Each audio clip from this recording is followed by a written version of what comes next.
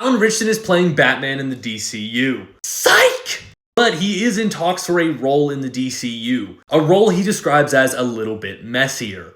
The way Alan Ritchson describes that, it sounds like a villain, but it could also be a few different heroes, so who could Alan Ritchson be playing in the DCU?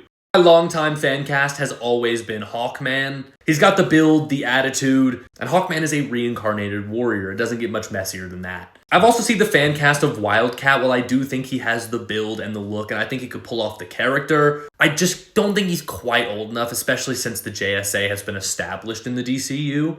Maybe he meant someone messier morally like Captain Atom. If they're planning on bringing the new gods into the DCU, possibly Orion. I think he could play both of them really well. But if Alan Ritchson was talking about a villain, what villain could he be playing in the DCU? I've seen solid picks like Sportsmaster and Deathstroke, but I don't really think he's old enough for Deathstroke. The one that's been really interesting to me is Mongol. I've seen people theorizing that Brainiac isn't actually going to be the villain of the second Superman movie, but instead it's going to be Mongol. And I don't hate that.